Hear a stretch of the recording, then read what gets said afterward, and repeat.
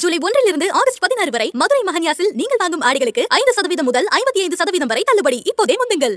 நான் start up ideas எங்க சேர்ந்து வரும்னு கேட்பாங்க. நான் ரொம்ப சிம்பிளா சொல்லுவேன், உங்க வாழ்க்கையில இன்னைக்கோ நீங்க போறீங்க, எப்பப்பெல்லாம் உங்களுக்கு எரிச்சல் வருதோ கோபம் வருதோ அந்தந்த இடத்துல எல்லாம் ஒரு ஐடியா ஒளிஞ்சிருக்கு. மக்களுக்கு தெரியாம நல்லா பண்ற கம்பெனிஸும் நிறைய இருக்கு. ஏன்னா அது வந்து ஒரு கன்சியூமர் பிராண்ட் கிடையாது, அது ஒரு B2B பிராண்ட். எங்களுக்கே சர்ப்ரைசிங்கா இருந்துச்சு. ஜிமீட்டுக்கு வாங்கன்னு சொன்னோம், ஜிமீட்டுக்கு வந்தாரு. வந்து அதுல ஒரு 20 பேர் இருக்காங்க. என்னன்னா அவங்களோட மொத்த தாசில்தார் அவர் எல்லாரையும் அட்டன் பண்ணுங்க அப்படின்ட்டாரு. கனவு தமிழ்நாடு வெர்சஸ் ஐடியா பற்ற என்ன சார் டிஃபரன்ஸ்? கனவு தமிழ்நாடு ஐடியா பற்றியும் சம்பந்தம் டைரக்டா இல்லை. அது வந்து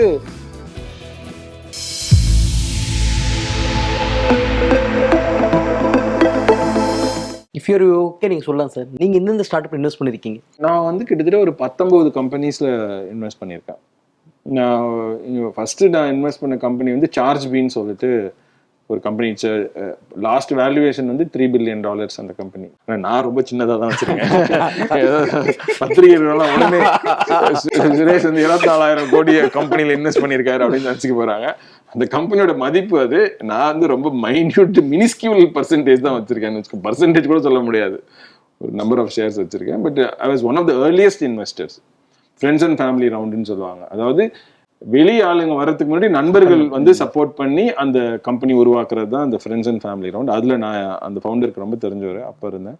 அதுக்கப்புறம் தொடர்ந்து நிறைய கம்பெனிஸ்ல இன்வெஸ்ட் பண்ணியிருக்கேன். ஆக்சுவலா சின்ன மீன் சட்டி அது ஒரு விளையாட்டுக்காக ஆரம்பிச்சது கோவிட் அப்போ. அது இவ்வளோ ஆகும், இவ்வளோ பெருசாக ஆகும்னு எதிர்பார்க்கல. ஸோ அது எல்லாமே எங்களோட இன்வெஸ்ட்மெண்ட் தான். அது என் பையன் கொஞ்சம் இறங்கி அது வேலை பண்ணான். அது அவனுக்கும் அது வந்து ஒரு ட்ரைனிங் க்ரௌண்ட் மாதிரி இருந்துச்சு. பட் அதுவும் ஒரு ஒன் ஆஃப் த இன்வெஸ்ட்மெண்ட்ஸ். அந்த 19 இன்வெஸ்ட்மெண்ட்ஸ்ல இதுவும் ஒன்று. தமிழ்நாட்டில் 10 ஸ்டார்ட் அப் தொடங்கலான்னா நீங்கள் இது சார் சொல்லுவீங்க? எல்லா இடத்துலையுமே தொடங்கலாம். ஆக்சுவலாக நம்ம டாய்லெட்டு கூட ஒரு பண்ணலாம். அதாவது எங்கெங்கெல்லாம் வந்து உங்களுக்கு நான் ஸ்டார்ட் அப் ஐடியாஸ் எங்கே சேர்ந்து வரும்னு கேட்பாங்க. நான் ரொம்ப சிம்பிளாக சொல்லுவேன், உங்கள் வாழ்க்கையில இன்னைக்கோ நீங்கள் போறீங்க, எப்பப்பெல்லாம் உங்களுக்கு எரிச்சல் வருதோ கோபம் வருதோ அந்தந்த இடத்துல எல்லாம் ஒரு ஐடியா ஒளிஞ்சிருக்கு. நீங்கள் எப்பப்பெல்லாம் நீங்கள் கோவப்படுறீங்களோ, ஏதோ ஒன்று நடக்கலை. இப்போ நீங்கள் திடீர்னு ரோட்டில் போயிட்டு இருப்பீங்க, ட்ராவல் பண்ணிருப்பீங்க, திடீர்னு வயிற்ற கலக்கிச்சுன்னா நீங்கள் டாய்லெட் போகணும். அப்போ பார்த்தீங்கன்னா டாய்லெட் ஒன்றும் உருப்படியாகவே இருக்காது. நீங்கள் அந்த பெட்ரோல் பங்க்ல இருக்க டாய்லெட்லாம் போனீங்கன்னா சரியாகவே மெயின்டைன் பண்ணியிருக்க மாட்டாங்க, தண்ணி வசதி இருக்காது, டர்ட்டியாக இருக்கும். உள்ளார போகலாமா வேணும், வர்ற வயிற்றுக்கலை கூட நின்றுடும். அந்த அளவுக்கு மோசமாக இருக்கும் அது. ப்ராக்டிக்கலாக நம்ம அதுவும் அது ஆம்பளைங்களுக்கு எப்படின்னா, பொம்பளைங்களால ஆம்பளைங்க என்ன பண்ணுறாங்க, ஓட்டோர் நின்று அப்படியே பேண்ட் திறந்து பிஸ் அடிச்சுட்டு போகிறாங்க. பெண்களால் அப்படி பண்ண முடியுமா? அவங்களாம் எங்கேயாவது ஹோட்டல் வருதான்னு பார்க்கணும். அது கூட ஒரு ப்ராப்ளம் தான். ஸோ எங்கெங்கெல்லாம் இந்த மாதிரி பிரச்சனை அவங்க மைண்டில் ஒதுக்கிதோ அந்த ஒதுக்கிற இடத்துலலாம் ஒரு ஐடியா ஒளிஞ்சிருக்கு. ஸோ இந்த மாதிரி ஒரு எழுதுனேன் நான், இந்த மாதிரி டாய்லெட் கூட ஒரு இது அது ஒருத்தர் பண்ணிட்டு இருக்காரு, சூப்பராக பண்ணிருக்காரு. ஒரு ஐடியா வந்து பிச் பண்ணார் ஐடியா பட்ரிக்கில் வந்து. அதான் அவரோட ப்ராஜெக்ட். அந்த டாய்லெட் வந்து எப்படி ஹைவேஸில் வந்து டாய்லெட் கிரியேட் பண்ணுறது அப்படிங்கிறது ஒரு ப்ராஜெக்ட். அதே மாதிரி பார்த்தீங்கன்னா அவர் எலக்ட்ரிக் கார் வாங்கினேன். எலக்ட்ரிக் கார் வாங்கிட்டு ஊருக்கு போயிட்டு இருந்தேன். கடலூர் தான் எங்கள் ஊர். ஒரு மாதிரி சார்ஜிங் வந்து நிறைய பாயிண்ட்ஸ் இல்லை. அப்போ யோசிச்சு பார்க்கும்போது இப்போ எல்லாம் எப்படி இருக்குன்னா, ஏதோ ஒரு ஹோட்டல் இருக்கு, ஹோட்டல்லே ஒரு பாயிண்ட் மாதிரி வச்சிருக்காங்க, அது சரியா ஒர்க் ஆக மாட்டேங்குது. ஸோ ரிவர்ஸ் ஐடியாவே யோசிக்க, சார்ஜிங் பாயிண்ட் தான் மெயின், அதை சுற்றி ஹோட்டல் அப்படின்னு யோசிச்சிங்கன்னா எலக்ட்ரிக் எல்லாம் ஃபுல்லாக எலக்ட்ரிக் தான் ஆகிட்டு இருக்கு. உங்களுக்கு தெரியுமான்னு தெரியல, சைனாவில் வந்து 56% வெஹிக்கிள்ஸ் கார் சேல்ஸ் வந்து எலக்ட்ரிக்காக மாறிடுச்சு. 56% it's over taken the fuel. So இன்னொரு 2-3 இயர்ஸ்ல இதுவாயிடும், pretty much 100% மாறிடும் ஃபியூ இயர்ஸ்ல சைனாவில். ஸோ அப்போ ஈவியோட க்ரோத் வந்து மிகப்பெரிய லெவலில் போயிட்டு இருக்கு. ஸோ அப்படின்னா ஈவி தான் மெயின், சார்ஜிங் தான் மெயின், ஹோட்டலில் சுற்றி இருக்கக்கூடியனா அதை ஒருத்தர் பண்ணுறாரு. ஸோ என்ன பாயிண்ட் சொல்ல வந்தேன்னா, இந்த செக்டரில் தான் ஐடியா வரும், இந்த செக்டரில் தான் ஆப்பர்ச்சுனிட்டி இருக்குலாம் கிடையாது, எல்லா செக்டர்லையும் இருக்குது. எங்கெங்கெல்லாம் ப்ராப்ளம் இருக்கோ அங்கெங்கெல்லாம் ஆப்பர்ச்சுனிட்டி இருக்கு. ப்ராப்ளம் ஐடென்டிஃபை பண்ணணும், ப்ராப்ளம் தான் ஐடென்டிஃபை பண்ணீங்கன்னா அங்கே ஐடியா ஒளிஞ்சிருக்கு. இப்போ பண்ணிட்டு இருக்கிறதுலேயே ரொம்ப பெஸ்ட்டாக யார் சார் பண்ணிட்டு இருக்கா ஸ்டார்ட் அப்பில்? இது ரொம்ப மவுசோட இருக்க மக்கள் மத்தியில், இந்த ஸ்டார்ட் அப் நிறுவனங்கள் மத்தியில் பொதுமக்களுக்கு தெரிகிற அளவுக்கு எனக்கு அது அப்படி இருக்காதுன்னு நினைக்கிறேன். பொதுமக்களுக்கு என்ன தெரியும்னா, இப்போ இந்த அவங்களோட வாழ்க்கையில் வந்து எது இம்பேக்ட் ஆகுதோ அது மட்டும் தான் அவங்களுக்கு புரியும். இப்போ சென்னையில் பார்த்தீங்கன்னா இப்போபேன்னு ஒரு கம்பெனி இருக்கு, ஓகேங்களா? ஸோ அவங்க வந்து இந்த ஃபோன்பே மாதிரி ஜிபே மாதிரி ஒரு கியூஆர் கோட்லாம் வச்சு பேமெண்ட் கேட்வே மாதிரி வச்சிருக்கிறதுனால அது கொஞ்சம் பேருக்கு நிறைய பேருக்கு தெரிஞ்சிருக்கு, அவங்க நல்லா பண்றாங்க. பட் இந்த மாதிரி நிறைய கம்பெனிஸ் மக்களுக்கு தெரியாம நல்லா பண்ற கம்பெனிஸும் நிறைய இருக்கு. ஏன்னா அது வந்து ஒரு கன்சியூமர் பிராண்ட் கிடையாது, அது ஒரு B2B பிராண்ட். இப்போ எங்க கம்பெனி எடுத்துன்னு வச்சுக்கோங்களேன், சாஃப்ட்வேர் நாங்க பண்ற சாஃப்ட்வேர் வந்து பிசினஸ்க்கு மாத்திரம் தான் தெரியும். ஒரு காமன் மேன்ட்ட போய் கிஸ்ஃப்ளோ என்னன்னா அவங்களுக்கு ஒன்றும் தெரியாது, ஏன்னா அவங்களுக்கு நம்ம விற்கிற பொருள் கிடையாது இது. ஸோ அந்த மாதிரி நிறைய ஸ்டார்ட் அப்ஸ் இருக்கு, நல்லா பண்ற ஸ்டார்ட் அப்ஸ் இருக்கு. ஏன்னா அது எல்லாமே B2B ஸ்டார்ட் அப்ஸ் ஆக்சுவலா. சார், ஜூனியரோட அந்த கனவு சீரியஸ்ல ஒவ்வொரு மாவட்டமே 4 எபிசோடு வந்து எழுதியிருந்தீங்க, எல்லாமே டீட்டெயிலாக வேற எழுதியிருந்தீங்க. முதல்ல உங்களுக்கு எப்படி டைம் இருந்தது? அதுக்கு ஒரு டீம் இருக்கு ஆக்சுவலா, அதுதான் ரொம்ப முக்கியம். நான் என்னோட ஒரு தனிப்பட்ட ஒரு முயற்சின்னு மாத்திரம் சொல்ல முடியாது. ஒரு கிட்டத்தட்ட ஒரு பீக் டைம்ல ஒரு 20 பேர் வேலை பண்ணியிருப்பாங்க. ஸோ எனிவே ஆவரேஜா ஒரு 10 to 15 பீப்புள் ஒர்க் பண்ணியிருப்பாங்க. ஒரு சீரியஸான ப்ராசஸ். என்ன பண்ணுவோம்னா ஒரு 360 டிகிரி ரிசர்ச் பண்ணும். ஒரு மாவட்டத்தை எடுத்துட்டோம்னா யார்கிட்ட பேசுவோம்னா, ஒரு இப்போ சப்போஸ் இப்போ ராமநாதபுரம் எடுத்துட்டீங்கன்னு வச்சுக்கோங்களேன், அதுல வந்து 11 தாலுக்காவா இன்னும் இருக்கு. ஒரு தாலுக்காவுக்கு ஒரு தாசில்தார் இருப்பாரு. ஸோ 11 தாசில்தார்கிட்ட பேசணும். ஏன்னா அவங்களுக்கு தான் வந்து அந்த மாவட்டத்துல என்னென்ன வளங்கள் இருக்குன்னு தெரியும்.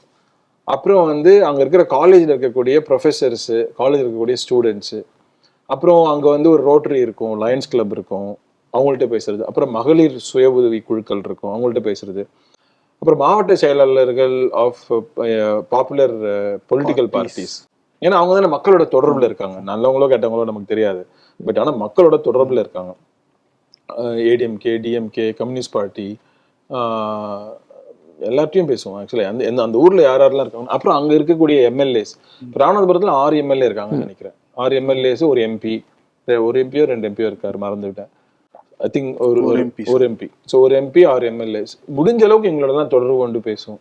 இப்படி பேசி இதுல இருந்து எடுத்த ரிசர்ச்ல இருந்து அவங்க என்ன சொல்லுவாங்கன்னா, ஐடியாஸ் அவங்களால சொல்ல முடியாது. இதுல இந்த ஐடியா அவங்கள ப்ராப்ளம் தான் சொல்ல முடியும். சார் எங்க ஊர்ல இவ்வளவு மிளகா வளருது, இது என்ன பண்றதுன்னு தெரியல, எல்லாம் மிளகா தூளா அரிசி வித்துட்டு இருக்கோம் அப்படின்னு சொல்லுவாங்க. ஸோ அப்போ நாம வந்து எங்க டீம் வந்து we will research and come up with lot of ideas. அது என்கிட்ட ஃபைனலா ரிவ்யூக்கு வரும். அதுல நான் வந்து எந்தெந்த ஐடியாஸ் பிசினஸா வயபிளா இருக்கு, மார்க்கெட் இருக்கா, இந்த விஷயம் தான் நான் ஆட் பண்ணுவேன் அதுல. இப்படி பண்ணி அதுக்கப்புறம் தான் அந்த ஒரு 4 ஆர்டிக்கல் எழுதுறதுக்கு, ஒரு ஆர்டிக்கல் 4 பக்கம் இல்லைங்களா, 16 பக்கம் எழுதுறதுக்கு ஒரு 100 பக்கம் ரிசர்ச் பண்ணா அது ஜிஸ்ட் எடுத்தீங்கன்னா கடைசியில ஒரு 16 பக்கம் வரும் ஆக்சுவலா. அதுதான், அதனால அது ஒரு பெரிய டீம் ஒர்க் ஆக்சுவலா. அதனாலதான் இது பண்ண முடிஞ்சு. தனியால இது பண்ண முடியாது. ஜூனியருடன் வாரத்துக்கு 2 வேற வரும். நீ உடனே வேற அடுத்த சாப்டர் கொடுக்குற மாதிரி இருக்கும். அது ஒரு பெரிய பைப்லைன் மாதிரி ரெடி பண்ணணும். ஆமா, தரவுகளோட கொடுக்கணும். ஆமா, இல்லாட்டி கேள்வி வேற கேட்பாங்க. ஏன்னா ஒரு பாப்புலர் பத்திரிக்கை கமெண்ட்ல இருந்து கணப்பா திட்டுவாங்க. அது 150 வாரங்கிறது ரொம்ப பெரிய விஷயம் சார் ஜூனியர். ஐ திங்க் ஒரு பிசினஸ் ஆர்டிகல் 150 இதான் லாங்கஸ்ட் ரன்னிங் நினைக்கிறேன். ஏன்னா ஃபிக்ஷன் இருக்கு, நம்ம இவரு எழுதுன சூவி எழுதினார்ல, அது பெருசு நினைக்கிறேன் இதை விட. பட் ஆனா இது ஃபிக்ஷன் இல்லையா? ஃபிக்ஷன் படிப்பாங்க தொடர்ந்து. ஆமா, ஃபிக்ஷன் எழுதிடலாம். ஏன்னா நம்ம இமேஜின் பண்ண வேண்டியதானே. அவங்களுக்கு குறைச்சு சொல்லணும்னு நினைச்சிடா போறாங்க யாராவது, அது அந்த மீனிங்ல சொல்லல. பட் இது வந்து இது டிபெண்டன்சி கிடையாது, நம்மள மாத்திரமே சார்ந்து இருக்கக்கூடிய விஷயம். இது என்னன்னா நம்மள சார்ந்து இருக்க விஷயம் இல்லை. ஏன்னா இந்த 360 டிகிரி ரிசர்ச் பண்ணோம்னா ஒரு எம்எல்ஏட்ட பேசணும், எம்பிட்ட பேசணும், டைம் கொடுக்க மாட்டாங்க. சில சமயத்துல 4-5 எம்எல்ஏஸ் ஒரே சமயத்துல கூட்டு வரணும், வரவே முடியாது. அப்புறம் தான் டிசைட் பண்ண எம்எல்ஏஸ்லாம் ஒரே சமயத்துல கூட்டி வர முடியாதுன்னு. அப்புறம் தனித்தனியா ஒவ்வொரு எம்எல்ஏஸும் பேச ஆரம்பிச்சோம். ஏன்னா அவங்க ஓரளவுக்கு டைம் கொடுத்தாங்க.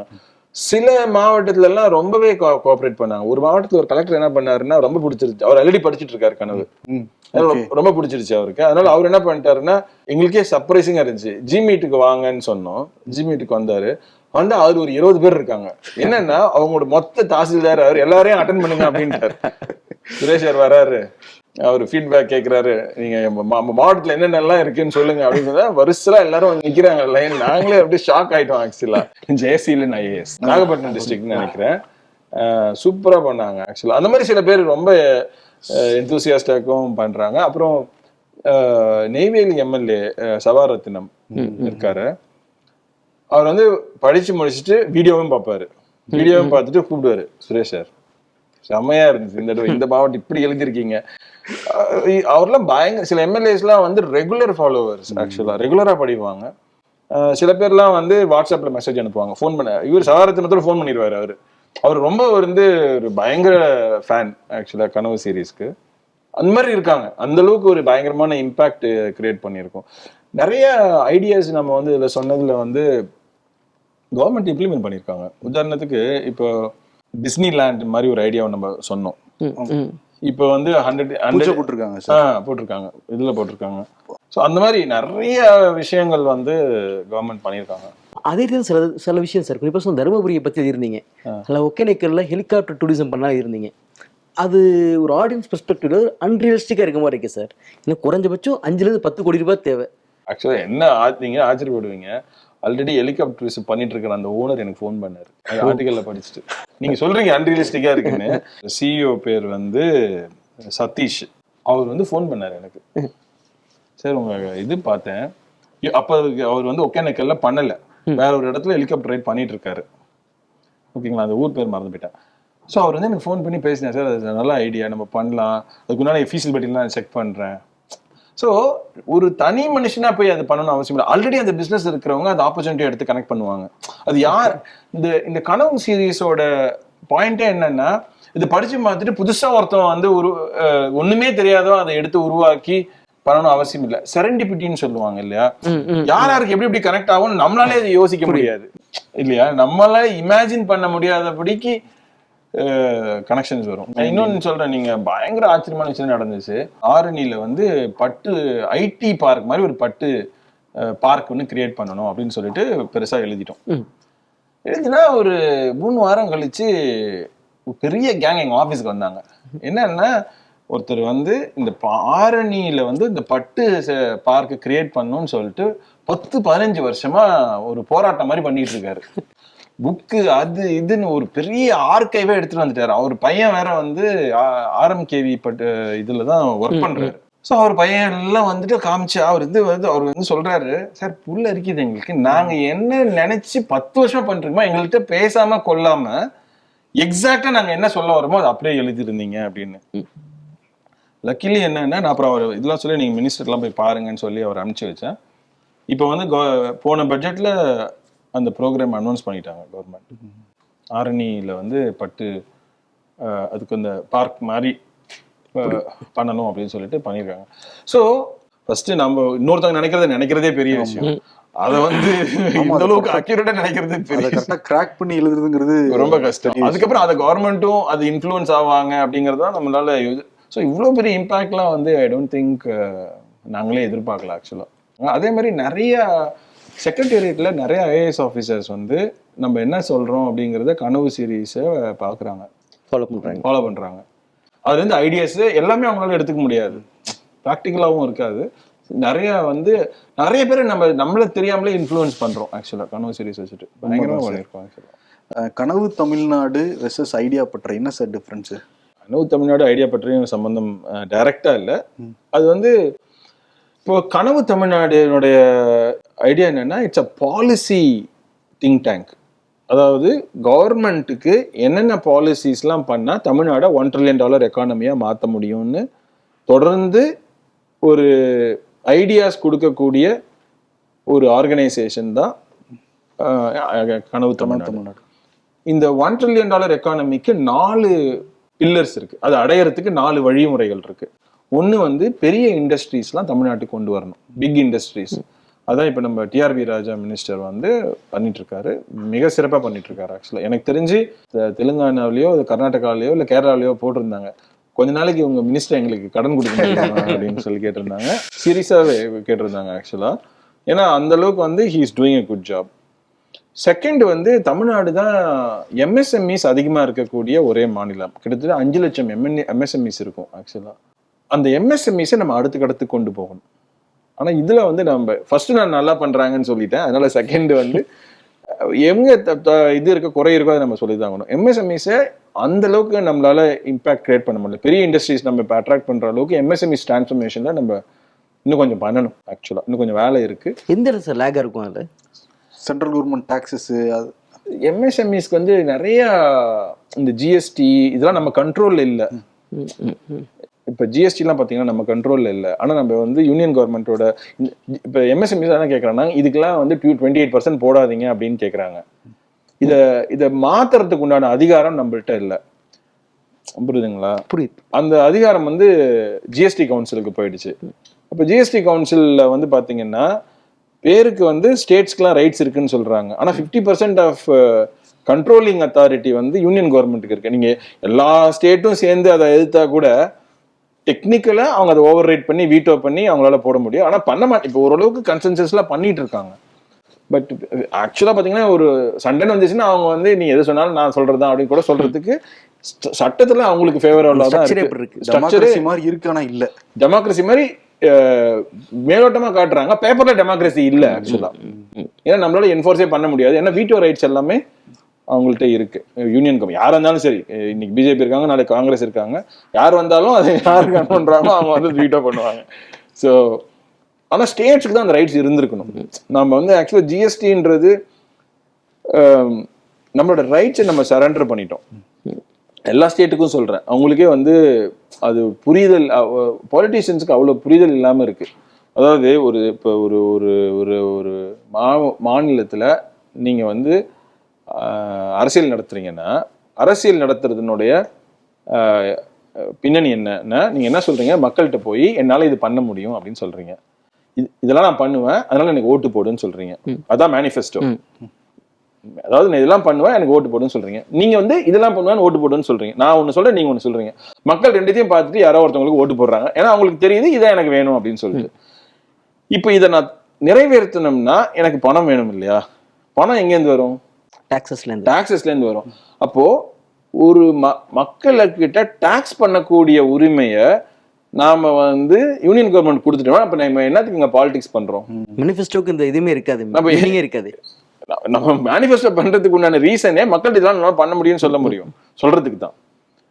அப்போ அதை எக்ஸிக்யூட் பண்ணக்கூடிய சக்தி நம்மள்ட்ட இல்லைன்னா, அந்த அளவுக்கு ஒரு முக்கியமான ஒரு விஷயம் தான் இந்த ஜிஎஸ்டி.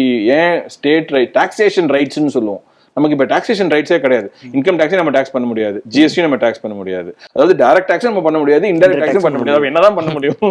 இப்போதைக்கு நம்ம என்ன பண்றோம்னா இந்த வீட்டு வரி, அந்த வரி, அதெல்லாம் ரொம்ப சில்லற டாக்ஸ், அந்த மாதிரி விஷயம் தான் பண்ணிருக்கோம். முடிஞ்ச அளவுக்கு ரொம்ப ரொம்ப சின்ன சின்ன விஷயங்கள் தான் நம்ம பண்ணிட்டு இருக்கோம்.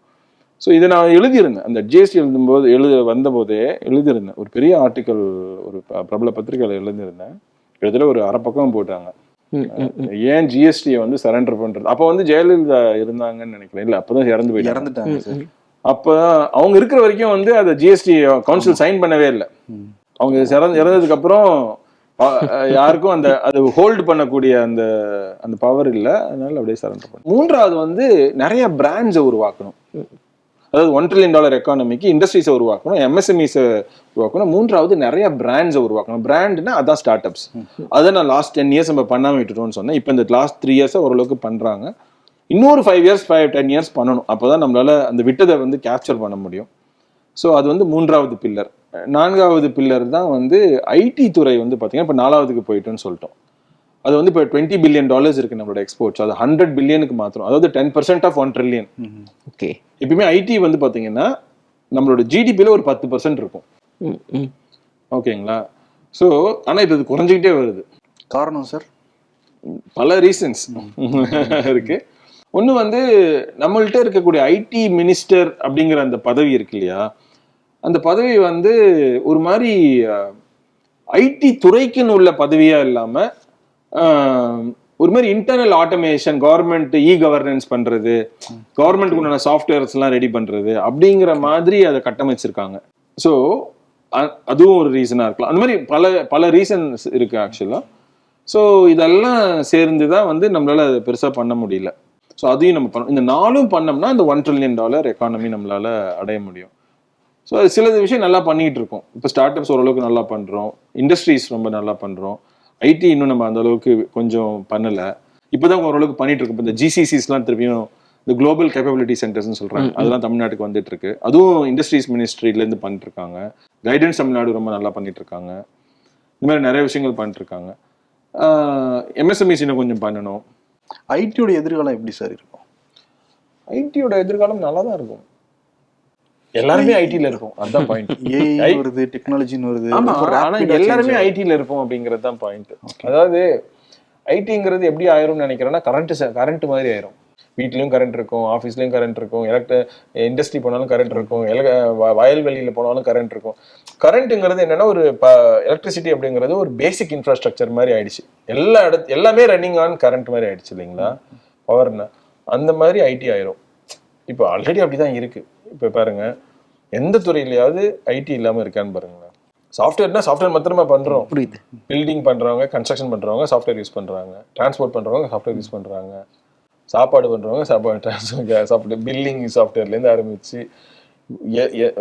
மீனிங் மெடிக்கல் எடுத்துக்கோங்க, எல்லாமே சாஃப்ட்வேர் இல்லாத ஒரு துறையே இல்லை. ஸோ எக்ஸ்ப்ளோஷன் தான் நடக்கும் ஆக்சுவலா. இப்போ ஏஐ வரதெல்லாம் ரியலியா தொடர்ந்து நடந்துகிட்டே இருக்கும், அதை எக்யூப் பண்ணிக்கணும் அப்படின்லாம் சொல்றாங்க. என்னதான் எக்யூப் பண்ணிக்கணும் அவங்க? இல்லை, ஏஐ வர்றதுனால முண்டேன் ஜாப்ஸ் போகும். அதாவது வெட்டியா ஒரு வேலை பண்ணிட்டு இருக்கோம்ல, மனிதனுடைய மூளைய பயன்படுத்தாம சும்மா காப்பி பேஸ்ட் பண்ணிட்டே இருப்போம் இல்லையா, இந்த வேலைக்கு மனுஷ மூளைக்கு சம்பந்தம் இல்லை. அதை ஒரு வேலையா ஒருத்தன் உட்காந்து பண்ணிட்டு இருப்பான் சம்பளம் வாங்கிட்டு. அந்த வேலையெல்லாம் போயிடும். நீங்க எங்கெங்கெல்லாம் மனித மூளையை யூஸ் பண்ணி வேலை பண்றீங்களோ அந்த மாதிரி வேலைகள் போகவே போகாது. அது கொஞ்சம் இன்னும் டைம் இருக்கு. அது ஏஜிஐ வரணும். ஏஜிஐனா ஆர்டிஃபிஷியல் ஜெனரல் இன்டெலிஜென்ஸ், ஏஜிஐன்னு சொல்லுவோம். இப்போ இருக்கிறது ஜென் ஏஐ, அதாவது ஜெனரேட்டிவ் ஏஐ இப்போ இருக்கிறது. அப்போ என்ன சொல்லிட்டு இருக்காங்கன்னா, ஏஜிஐன்னு ஒன்று இருக்கு, அதாவது ஆர்டிஃபிஷியல் ஜெனரல் இன்டெலிஜென்ஸ். அது வந்துச்சுன்னா அது மனுஷ மாதிரியே யோசிக்க ஆரம்பிக்கும் அப்படின்னு சொல்றாங்க. அது கடைசியில் மனுஷனுக்கு ஆபத்தா முடிஞ்சிருமே சார், எந்திரன் படம் மாதிரி. அதுதான் வந்து அந்த அப்போக்லிப்ஸ்ன்னு சொல்லுவாங்க இல்லையா. ஆனா இது கூடாதுன்ட்டு ஈவன் எலான் மஸ்க் எல்லாம் சேர்ந்து நம்ம அது உண்டான ஏஜிஐ உண்டான ரிசர்ச்சை குறைக்கணும், அதை நோக்கி போகக்கூடாதுன்னு எல்லாரும் ஒரு மாதிரியா பேசிட்டு இருக்காங்க. அது வந்துச்சுன்னா மேபி மனுஷனுக்கே கூட வேலை இல்லாம போகலாம். ஆனா அது வர்றதுக்கு இன்னும் ரொம்ப டைம் இருக்கு. $1 trillion எக்கானமி பத்தி தொடர்ந்து பேசிக்கிட்டு இருக்கீங்க. முதலமைச்சர் மு.க. ஸ்டாலின் அமெரிக்கா வந்து போயிருக்காரு. தமிழ்நாடு அரசோட கனவு அதான் வந்து சொல்லி முதலீடுகள் ஈர்த்துக்கிட்டு இருக்காரு. அதை எப்படி பாக்குறீங்க? தமிழ்நாட்டுக்கு எப்படி வலு சேர்க்கும்? இல்ல, நல்ல விஷயம் தான். ஆக்சுவலா எனக்கு தெரிஞ்சு ஒரு சீஃப் மினிஸ்டர் வந்து கிளம்பி அவர் போயிருக்காரு. பெரிய பெரிய கம்பெனிஸ் எல்லாம் போய் பார்த்துருக்காரு. கூகுள் மாதிரியான கம்பெனிஸோட பெரிய எக்ஸிக்யூட்டிவ்ஸ்லாம் வந்து மீட் பண்ணியிருக்காங்க. நான் வந்து சுந்தர் பிச்சையே வந்து மீட் பண்ணியிருக்கணும் அப்படின்னு நினைக்கிறேன். அவர் மீட் பண்ணலை. பட் ஒரு சீஃப் மினிஸ்டர் கிளம்பி வந்திருக்காரு, அதுவும் அவரும் வந்து தமிழர் வேற. அவர் கண்டிப்பா வந்து பார்த்துருக்கணும். அட்லீஸ்ட் ஒரு மரியாதை நிமித்தமாவது வந்து பார்த்துருக்கணும் அப்படின்றது என்னோட விஷயம். ஏன்னா அவருக்கும் நல்லது, எல்லாருக்கும் நல்லது தான். கவர்மெண்ட் வந்து அவர் வந்து கேட்டால் நிறைய பெனிஃபிட்ஸ் பண்ணி கொடுப்பாங்க ஆக்சுவலா. அது ஒரு ரொம்ப முக்கியமான விஷயம். அதே சமயத்துல மைக்ரோசாஃப்ட் போய் பார்த்துருக்காங்க. நல்ல விஷயம் தான், நிறைய விஷயம் நல்லா பண்ணிட்டு இருக்காங்க. இதுல இருந்து நெட் இன்னும் இந்த ட்ரிப் முடியல. அவங்களோட ட்ரிப் ஃபைனலா அவங்க போயிட்டு வந்ததுக்கு அப்புறம் தான் தெரியும் ஒரு ஸ்டேட்டஸ் ரிப்போர்ட் என்ன வந்துச்சு, எவ்வளவு உள்ள வந்துச்சு, எவ்வளவு போச்சுன்னு தெரியல. பட் இட்ஸ் a கிரேட் இதுதான் இனிஷியேட்டிவ் தான். என்னன்னா இன்னும் ஏற்கனவே போனாங்களோ இதுக்கு முன்னாடி வந்து சிங்கப்பூர், ஜப்பான், ஸ்பெயின் இங்கெல்லாம். ஆக்சுவலி நான் தெரிஞ்சு முன்னாடியே அதோட போயிருந்திருக்கணும்னு நினைக்கிறேன். அதாவது இந்த ஒரு 5 வருஷ ஆட்சியில 2 தடவையாவது போகணும் அப்படின்னு தோணுது. அதாவது ஃபர்ஸ்ட் ஒரு 1 இயர்க்கு அப்புறம் ஒரு தடவை போகணும், அப்புறம் ஒரு 2 இயர்ஸ் கேப் விட்டு இப்ப போயிருக்கோம் இல்லையா. இப்ப 3rd இயர்ல போறாங்க. ஃபர்ஸ்ட் இயர்ல ஒரு தடவை போயிருக்கணும் அப்படின்னு நினைக்கிறேன். ஃபர்ஸ்ட் இயர்ல ஒரு தடவை போயிருந்தேன். அப்போதான் வந்து அந்த இது டெவலப் ஆகும், அந்த ரிலேஷன்ஷிப்ஸ் எல்லாமே டெவலப் ஆகும். But it's good actually, very nice. Thank you sir. ஒரு டீட்டெயிலாக வந்து சொன்னீங்க எல்லா கேள்விகளுக்குமே. கனவுல ஆரம்பிச்சு தமிழ்நாடு கனவுல வந்து முடிச்சிருக்கோம். ஓகே, சூப்பரா இருந்துச்சு. நல்லா தேங்க்யூ சார். Thank you sir. ஆடி வந்தாச்சு, அப்போ ஆஃபர்ஸும் வந்துருச்சுன்னு தானே அர்த்தம். ஆமாங்க, ஜூலை 1 ஆகஸ்ட் 16 வரை நம்ம மதுரை மஹன்யாஸில் நீங்கள் வாங்கும் ஆடைகளுக்கு 5% முதல் 55% வரை ஆடி தள்ளுபடி விலையில கிடைக்கும். இது பெண்களுக்கான பிரத்யேக ஆடியகம்.